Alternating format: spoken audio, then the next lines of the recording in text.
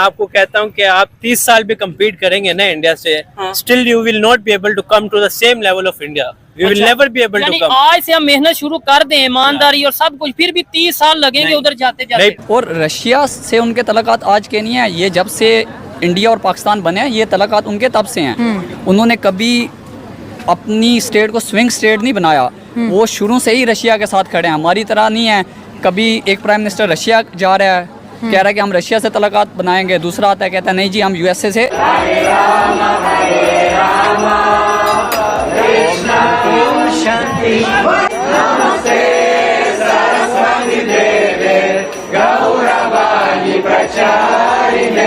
हमारा जैसे आपका चाइना बहुत अच्छा फ्रेंड है, हमारा रशिया फ्रेंड है, दोनों ही कम्युनिस्ट कंट्री के पीछे लगे हुए हैं हम लोग।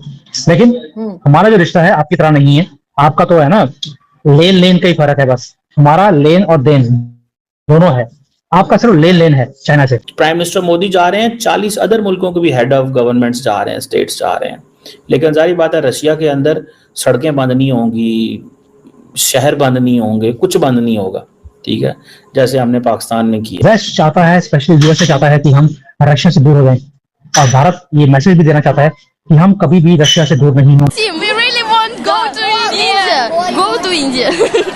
प्लीज इंडिया के प्राइम मिनिस्टर की इतनी इम्पोर्टेंट, और हमारे प्राइम मिनिस्टर अगर कहीं चले जाए तो आधी कंट्रोवर्सी तो उनके खुद की वजह से होती है, और इतनी इम्पोर्टेंस भी नहीं मिलती, मीटिंग्स में इग्नोर होते हुए नजर आ रहे होते हैं। दुनिया की 28.5 ट्रिलियन डॉलर की जो इकोनॉमी है वो इन ममालिक के अंदर है। इस वक्त 10 ममालिक हैं जो करंट ममालिक इसके अंदर। एक टाइम ऐसा था जब बांग्लादेश के अंदर आपकी और हमारी लड़ाई हो रही थी, तो अमेरिका आपके साथ आकर खड़ा हो गया था, उसने अपना पूरी की पूरी फ्लीट भेज दी, ब्रिटिश फ्लीट आ रही है। उस टाइम पर रशिया पूरी दुनिया से इंडिया के लिए लड़ चुका था। नमस्कार दोस्तों, स्वागत है आप लोग का हिंदुस्तानी स्पेशल की एक और नए वीडियो में। दोस्तों एक बहुत बड़ी जो है वो कहीं ना कहीं पूरी दुनिया में एक न्यूज़ बनी हुई है कि आपको पता हो ब्रिक्स सम्मेलन के लिए जो है वो नरेंद्र मोदी जो है वो रशिया का दौरा कर रहे हैं, और जिस तरीके से उनका वेलकम हुआ है उसको देख के पाकिस्तानी मीडिया शॉक्ड है, क्योंकि जब भी रशिया में जो है वो नरेंद्र मोदी जाते हैं एक भाई जैसा मतलब देश जो है वो नज़र आता है, और यही देख के पाकिस्तानी मीडिया शॉक्ड है, क्योंकि पाकिस्तान जो है वो ये चाहता था कि कैसे भी करके रसिया के साथ रिलेशन अच्छा कर ले जाए, क्योंकि इसमें सबसे ज़्यादा फ़ायदा जो है वो पाकिस्तान का ही होने वाला है। तो कहीं ना कहीं जो ब्रिक्स का सम्मेलन है, अब देखने वाली बात है कि ब्रिक्स सम्मेलन जो है उसमें इंडिया और रसिया का क्या बातचीत होता है, लेकिन जैसे ही रसिया में लैंड हुए हैं वहाँ पर जिस प्रकार का प्रोटोकॉल था, इसको देख के जो है वो पाकिस्तान को समझ ही नहीं आ रहा है कि आखिरकार भारत को इतनी इज्जत पूरी दुनिया में मिल कैसे रही है, हमें वो इज्जत क्यों नहीं मिल रही है, भारत को ही क्यों इज्जत मिल रही है। दोस्तों भारत और जो रसिया है उसकी दोस्ती तो बहुत पुरानी है, लेकिन पाकिस्तान इस बात को नहीं समझ पाएगा। पाकिस्तान चाहता है कैसे भी करके अब रसिया के साथ जो है वो अपना रिलेशन अच्छा कर ले। तो चलिए हम चलते हैं, देखते हैं कि पाकिस्तानी मीडिया के इन सब चीज़ों पर क्या रिएक्शन है। सवाल ये है कितना इम्पोर्टेंट है, ठीक है, सवाल ये भी है किसके लिए कितना इंपॉर्टेंट है। सबसे बड़ी बात ये भी तो है ना कि अकेले क्या इंडिया को पर्सपेक्टिव से देखें या अमेरिका में खड़े होके एज अ अमेरिकन प्रेसिडेंट देखूं कि यार ये मोदी जी जा रहे हैं रशिया, या शी जिनपिंग की पोजीशन पर देखूं खड़ा होकर कि अच्छा ये मोदी जी यहां आए हैं, या पुतिन की पोजीशन पर खड़ा होकर देखूं या पाकिस्तान की पोजीशन पर। मुझे ऐसा लगता है 2 मिनट इस पूरे समिट की पूरी दुनिया के लिए इंपॉर्टेंस को थोड़ा सा जज कर लेते हैं, कि एक बार एनालाइज कर लेते हैं कि भाई असलियत में है क्या।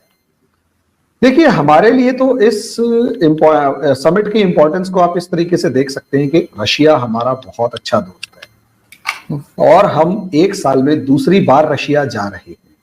और सिर्फ ये ब्रिक्स ही नहीं है, एससीओ में भी इंडिया और रशिया एक दूसरे के साथ खड़े होते हैं।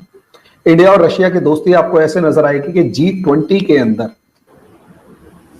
अगर आप देखेंगे तो पूरी ताकत लगा ली अमेरिका ने, रशिया का नाम नहीं आया, यूक्रेन का नाम नहीं आया, इंडिकेटिंग मैनर में ये कहा कि most of issues must be solved peacefully, बस ओवर, नाम किसी का नहीं आया। यहां तक स्टेटमेंट G20 के अंदर जब पूछा गया कि आपने रशिया के बारे में कुछ नहीं कहा, तो और बाली में तो G20 वालों ने कहा था, तो डॉक्टर एस जयशंकर ने कहा कि Bali is Bali, Delhi is Delhi. अब आप अंदाजा लगाकर देखिए ना, तो हमारे लिए रशिया और रशिया के लिए हम कितने गहरे दोस्त हैं। इतने एक्सट्रीम सिचुएशन में सोचकर देखिए कि इंडिया के लिए ये समिट अपनी दोस्ती निभाने का कितना इंपॉर्टेंट रहा होगा कि रशिया से इंडिया, एक टाइम ऐसा था जब बांग्लादेश के अंदर आपकी और हमारी लड़ाई हो रही थी तो अमेरिका आपके साथ आकर खड़ा हो गया था, उसने अपना पूरी की पूरी फ्लीट भेज दी, ब्रिटिश फ्लीट आ रही है। उस टाइम पर रशिया पूरी दुनिया से इंडिया के लिए लड़ चुका था, उसका बदला यूक्रेन वॉर में दिया हमने। जब पूरी दुनिया रशिया के अगेंस्ट खड़ी हुई है, हमने दोस्ती निभाई, हमने पूरी दुनिया का दबाव सहन करते हुए रशिया का साथ दिया। और आज दुनिया मानती है कि रशिया अगर जिंदा है तो इंडिया ने जो इंपॉर्टेंट रोल प्ले किया उसकी वजह से जिंदा है। सोचकर देखिए, रशिया का ऑयल इंडिया परचेज करता, उसे इंडिया में नहीं खर्च करता, कंज्यूम करते हम लोग, वो सारे का सारा ऑयल यूरोप को भेज देते। यानी यूरोप ने जो रशिया से ऑयल ना खरीद के रशिया के ऊपर ऑयल एम्बार्गो लगाया था, प्रॉब्लम क्रिएट करी थी, इंडिया ने वो बचाया। तो ये दोस्ती निभाई थी। तो हमारे लिए रशिया का विजिट इस मामले में इंपॉर्टेंट है। दूसरा, अब वहां किससे मिलेंगे? सऊदी अरेबिया होंगे, बहुत अच्छे दोस्त हैं। ईरान हो गया, बहुत अच्छे दोस्त है, कोई दिक्कत नहीं है। सबसे इंपॉर्टेंट चाइना के साथ मिलेंगे। मैडम, इस इंपॉर्टेंस को आप इससे अंदाजा लगाइए, हम कुछ दिन पहले डिस्कस कर रहे थे, जब डॉक्टर एस जयशंकर पाकिस्तान आए थे तो उन्होंने एक बात, 3 वर्ड्स कहे थे। एक मैसेज पाकिस्तान के लिए था कि terrorism, separatism, extremism are the biggest hurdles for trade and connectivity और पावर सप्लाई। जो चाइना को भी कहा था, अगर आप किसी की टेरिटोरियल बाउंड्रीज को रिगार्ड नहीं करते तो आप अच्छा उम्मीद नहीं कर सकते कि एससीओ के अंदर हम आपसे भरोसा करें। उस एक मैसेज ने काम किया। और उससे पहले भी एससीओ से लेकर अलग अलग जगहों पर हम लोग प्लेटफॉर्म पर कह चुके थे चाइना को कि देखो भैया, जब तक आप हमारी आर्मीज बॉर्डर पे एक दूसरे के सामने खड़ी है, हमारा बिजनेस एज यूजुअल नहीं चल सकता। और यही एक कारण था, यही रीजन था कि हमने दबाव बना के रखा था चाइना पे कि देख भाई, आर्मी अगर आमने सामने है तो बात नहीं। चाइना कहता बात कर लेते, आर्मी हटाते रहेंगे। इंडिया कहता नहीं, पहले आर्मी हटेगी फिर बात होगी।